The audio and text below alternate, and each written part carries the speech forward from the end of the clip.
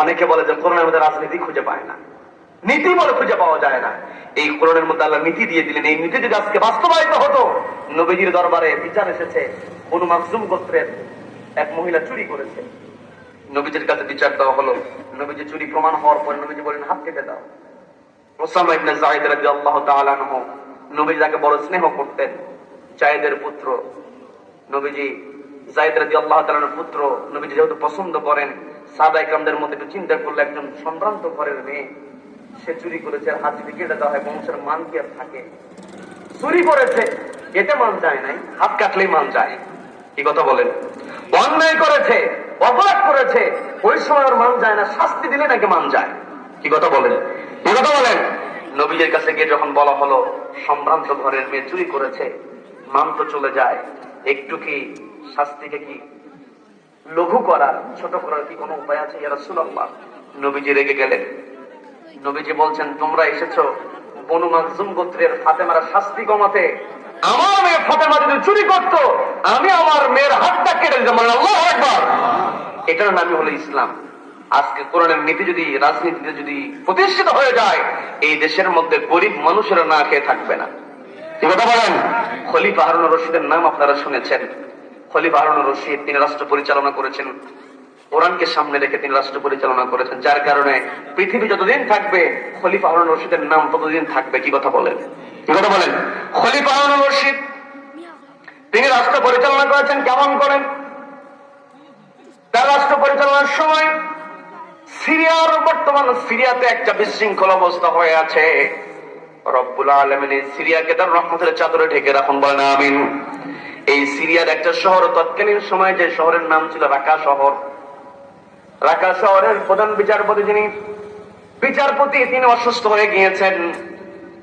বিচারপতি যদি অসুস্থ হয়ে যায়, বিচার কার্য যদি থেমে যায়, তাহলে সেখানে একটা অস্থিরতা, স্থবিরতা চলে আসে, বিশৃঙ্খলা তৈরি হয়ে যায়। বিচারপতি যখন অসুস্থ, খলিফা বরাবর চিঠি লেখা হলো। খলিফা রশিদকে লক্ষ্য করে জানানো হলো, রাকা শহরের প্রধান বিচারপতি যিনি বিচার ফায়সালা দেবেন, বিচারপতি তো অসুস্থ, আপনি দ্রুত রাকা শহরে একজন বিচারক নিয়োগের ব্যবস্থা করেন। এইভাবে যদি অসুস্থতা চলতেই থাকে, দেশের পরিস্থিতি, শহরের পরিস্থিতি খারাপ হয়ে যাবে, বিচারটা আমরা পাবো না। কাজেই আপনি দ্রুত এই রাকা শহরের বিচারক নিয়োগ দেওয়ার জন্য আপনি আপনার দৃষ্টি আকর্ষণ করছি।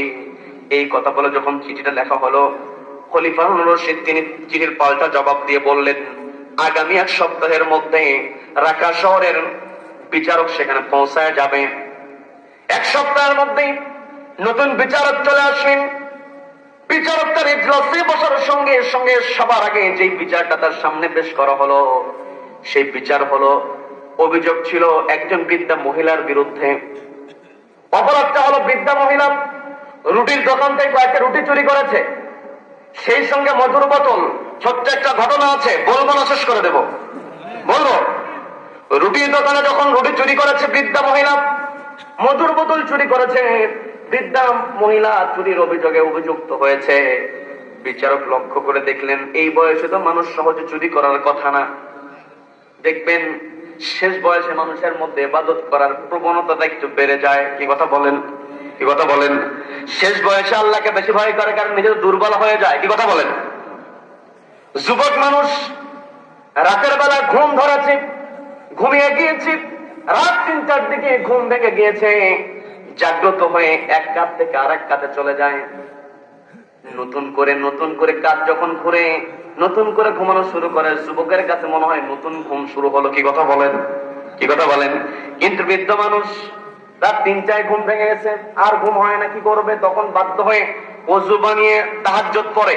কি কথা বলেন? আবার মুরব্বি যারা আছেন, মন খারাপ করিয়েন না যে হুজুর আপনি ইয়ং মানুষ, আপনি আমাদের বিরুদ্ধে কথা বলছেন। আজকের যারা বৃদ্ধ তারাও তো এক সময় যুবক ছিল। কি কথা বলেন? কি কথা বলেন? বৃদ্ধ বয়সে মানুষের মধ্যে ইবাদতের টেন্ডেন্সি বেড়ে যায়, অপরাধ থেকে নিজেকে বাঁচানোর টেন্ডেন্সি বেড়ে যায়, যার কারণে বিচারক একটু অবাক হলেন, এই বৃদ্ধ মহিলা কেন রুটি চুরি করলো, মধু চুরি করলো, একটু জানা দরকার। প্রশ্ন করা হলো, আপনি চুরি করেছেন, চুরি করা বড় অপরাধ, আপনার কি জানা নাই? বলে জানা আছে। চুরি করলে যে হাত কেটে দেওয়া হয়, এটা কি আপনার জানা আছে? বলে হ্যাঁ জানা আছে। জানার পরও আপনি কেন চুরি করলেন? ওই বৃদ্ধা মহিলা জবাব দিয়ে বলছে, আমি তো চুরি করতে চাই না, চুরি করতে বাধ্য হয়েছি। আপনি কেন বাধ্য হলেন একটু জানার ইচ্ছা আমার বলেন। ওই বৃদ্ধা মহিলা বলছে, আমি ক্ষুধার্ত, কয়েকদিন হলো আমার কাছে কোনো খাবার নাই, আমি ক্ষুধার্ত, আমি নিজেকে কন্ট্রোল করেছি, কিন্তু আমার ঘরে দুইটা নাতনি আছে, তারাও ক্ষুধার্ত, আমি নিজেকে নিয়ন্ত্রণ করতে পারি, কিন্তু চোখের সামনে যখন ছোট্ট ছোট্ট মানুষ তীব্র যন্ত্রণা, ক্ষুধার যন্ত্রণা ছটফট করেছে, আমি আর নিজেকে রক্ষা করতে পারি, নিজেকে স্থির করতে পারি নাই। আমি বাড়ি থেকে বের হয়েছি, এদিক সেদিকে খাবার সন্ধান করেছি, কোথাও আমি কোনো খাবার পাই নাই। আমি যে কাজ করব, সেই কাজ করার মতো তেমন শক্তি তো আমার নাই। আমি যখন দোকানের সামনে গিয়েছি, দোকানদারকে দেখলাম দোকানদার অন্যমনস্ক, তখনই আমার ক্ষুধার দিকে তাকায় আমি ওই দোকান থেকে কয়েকটা রুটি আমি চুরি করলাম, মধুর বোতল চুরি করেছি, কিন্তু চুরি করতে তো আমার অভ্যাস নাই, যার কারণে আমি ধরা পড়ে গিয়েছি। এই কথা বলার সঙ্গে সঙ্গে ওই বিচারক বলছেন, আজকে নতুন করে আর কোনো কথা শোনা হবে না, আর আজকে এই বিচারের রায় আমি দেব না, আগামী দিনে আবার কোর্ট বসবে, সেই দিন আমি সবাইকে সামনে রেখে রায় দিয়ে দেব। তবে আগামী দিনে যখন বিচার বসানো হবে, ওই সময় নগর প্রধান যিনি তিনিও থাকবেন, খাদ্য প্রধান যিনি তিনিও থাকবেন, ধনাঢ্য ব্যক্তি যারা আছে তারাও থাকবেন, সবাইকে সামনে নিয়ে আমি বিচারটা করব।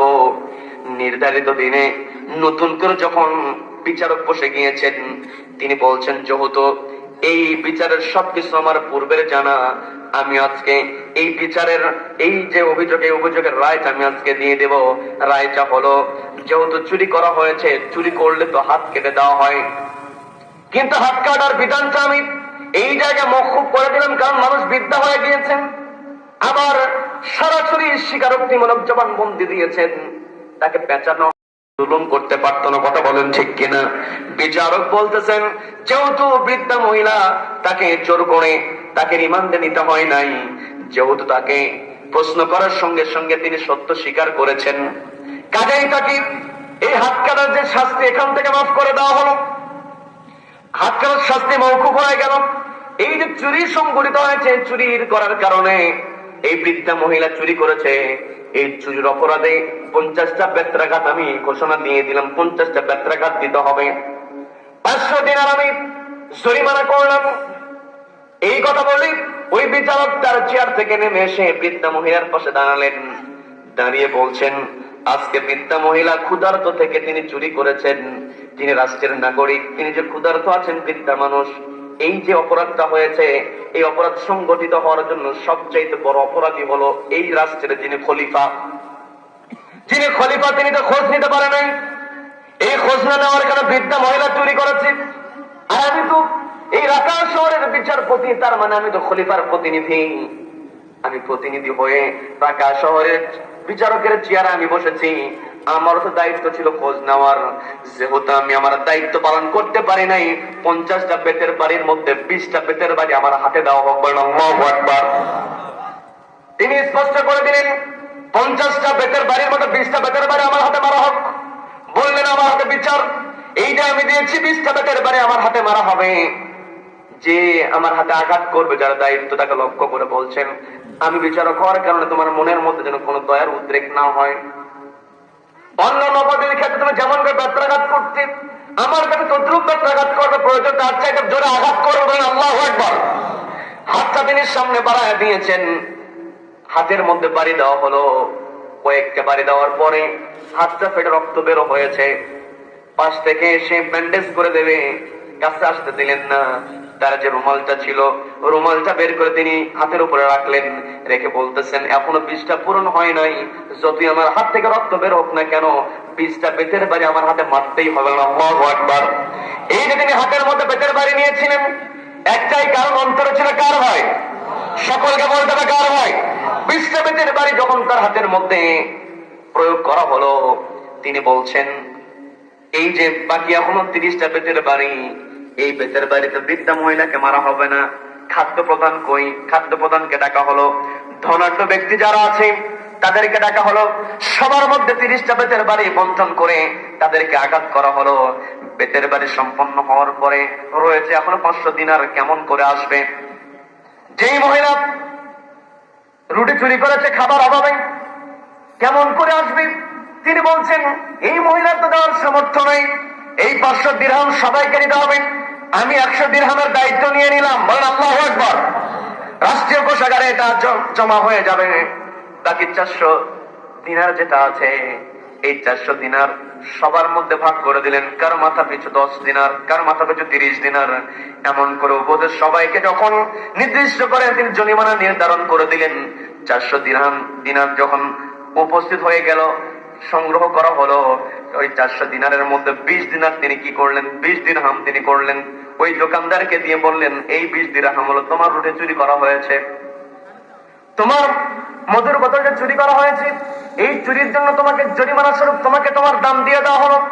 আর বাকি যে 380 দিরহাম থেকে গেল, ওই 380 দিরহাম, এই দিরহামটা ওই বিচারক ওই বৃদ্ধা মহিলার সামনে রেখে দিয়ে বলছেন আগামী 1 মাস পর্যন্ত আপনি আপনার নারীদেরকে নিয়ে এই 380 দিনের ব্যবহার করবেন, এটা আপনার জন্য বরাদ্দ। বলেন না সুবহানাল্লাহ। এই কথা বলেন ওই বিচারক বৃদ্ধা মহিলার সামনে হাত জোড় করে বলছেন আমি তো এই রাকা শহরের বিচারপতির দায়িত্ব আমি পালন করছি, আমার তো দায়িত্ব পালন করা হয় নাই, আমি তো অপরাধী হয়ে গিয়েছি, এই বিচারের চেয়ারকে আমি কলঙ্কিত করেছি, আমি যে আপনার খোঁজটা নিতে পারি নাই, আপনার কাছে আমি ক্ষমা প্রার্থনা করি। ওই কালকে আমাদের কঠিন ময়দানে আমি আপনি জামাজের মধ্যে যে বলি মালিক ইয়াউমিদ্দিন, ওই বিচার দিবসের কথা স্মরণ করিয়ে দিয়ে ওই খলিফা তিনি বলতেছেন, ওই খলিফা ওই বিচারক বলতেছেন এই যে আমি আপনার যে রায়টা দিয়েছিলাম আমি আপনার খোঁজ নিতে পারি নাই, আজকে আপনি যে চুরির সম্মুখীন হয়েছেন এতে আমারও তো অপরাধ আছে। কিয়ামতের কঠিন ময়দানে যেই দিন আল্লাহ বিচার করবেন, আপনার কাছে করজোড়ে মিনতি করি ওই দিন আপনি আমার বিরুদ্ধে আল্লাহর কাছে কোনো অভিযোগ করিয়েন না। বলেন না সুবহানাল্লাহ। আর আপনাকে আমি 380 দিনার দিয়ে বিদায় করে দিলাম, আগামী 1 মাস আপনি পরিবারে খরচ চালাবেন, এরপরে 1 মাস পরে আপনি খলিফার দরবারে হাজির হবেন, সেই দিন আপনার সঙ্গে চূড়ান্ত কথা হবে। এই কথা বলে যখন ছেড়ে দেওয়া হলো, ওই বৃদ্ধা মহিলা বাড়িতে গিয়েছেন।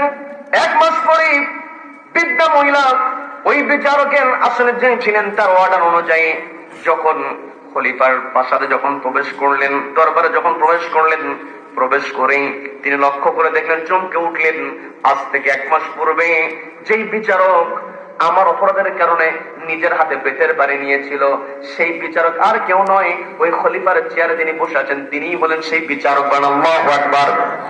ওই যে চিঠি লেখা হয়েছিল ঢাকা শহরে কোনো বিচারক নাই, আপনি ব্যবস্থা করুন। পাল্টা চিঠি দেওয়া হয়েছে আগামী 1 সপ্তাহের মধ্যে ঢাকা শহরের বিচারক চলে যাবে। খলিফাকে তো সবাই চিনত না। বর্তমান সময়ে না হয় আমেরিকাতে ট্রাম্প কেমন করে মুখ পাকা করে, বাংলাদেশে রিক্সা চালকও বলতে পারে। কি কথা বলেন? মোবাইলে অনলাইনের কল্যাণে আমরা দেখতে পাই, কিন্তু তৎকালীন সময় তো প্রযুক্তি ছিল না, খলিফা হারুন রশিদকে কেউ চিনত না। তিনি তার নিজের পরিচয়টাকে হাইড করে নিজেই গিয়ে ঢাকা শহরের বিচারকের আসনে বসেছিলেন। তিনি পরীক্ষা করতে চেয়েছিলেন যে আসলেই আমার রাষ্ট্রের অবস্থাটা কি। যেমন তার ওমর রাদিয়াল্লাহু তাআলা দায়িত্ব পাওয়ার পর রাতের বেলা তিনি ঘুমাতে পারেন নাই, জনগণের খবর নেওয়ার জন্য ঘুম না গিয়ে তিনি জনপদে ঘুরেছেন, একমাত্র কাকে ভয় করে? খলিফা হারুন রশিদ। তিনি বৃদ্ধা মহিলাকে দেখে দ্রুত নেমে আসলেন, এসে বললেন আপনি আমাকে দেখে অবাক হয়েছেন? অবাক হওয়ার কিছুই নাই, ঢাকা শহরের বিচারপতি অসুস্থ ছিল, যার কারণে আমি আমার পরিচয়টাকে গোপন করে সেখানে গিয়ে বিচারকের আসনে বসে আমি ওই দিন বিচার করেছি, ফায়সালা দিয়েছি। ওই দিন আমি আপনার কাছে মাফ চেয়েছিলাম ঢাকা শহরের বিচারপতি হিসাবে, কিন্তু আমি রাষ্ট্রপতি হিসাবে, খলিফা হিসাবে তো আপনার কাছে ক্ষমা নিতে পারি নাই। ওই দিন আপনাকে বলেছিলাম 1 মাস পরে আপনি নাতনিদেরকে নিয়ে আসবেন, আপনার নাতনি ছোট্ট মানুষ, এদের খোঁজও তো আমি নিতে পারি নাই, আপনি বৃদ্ধ মানুষ, আপনারও খোঁজ আমি নিতে পারি নাই, এটা আমার দায়িত্ব ছিল, আমি অপরাধ করেছি, আপনি আমাকে ক্ষমা করে দেন। আমার তো দায়িত্ব আপনার খরপোষ, আপনার ভরণ পোষণের দায়িত্ব আমার নেওয়া দরকার। আমার দেশও বৃদ্ধ মানুষের দায়িত্ব নেওয়ার সরকারের সিস্টেম আছে, দেশের লতে সবকিছু আছে। বয়স্ক ভাতা বৃদ্ধদেরকে দেওয়া হয়, কিন্তু কষ্ট নিয়ে বলতে হয় ওই বয়স্ক ভাতা বৃদ্ধ মানুষের পাইতে যেই পেরেশানির মধ্যে পড়তে হয় তার কাছে পৌঁছতে পৌঁছতে অর্ধেক নাই। কি কথা বলেন? আজকে যদি আমার দেশে সত্যিকারেই কোরআনের নীতি বাস্তবায়িত হতো, তাহলে কোন নেতার পক্ষে জনগণের অর্থ পকেটে আত্মসাৎ করার সাহস হতো না। বুঝতে পারলেন? তার মানে আমার আপনার একটাই টার্গেট থাকবে, আমার আপনার দায়িত্ব হলো এই জমিনে আল্লাহর বিধান কায়েম করব, আল্লাহর বিধান কায়েম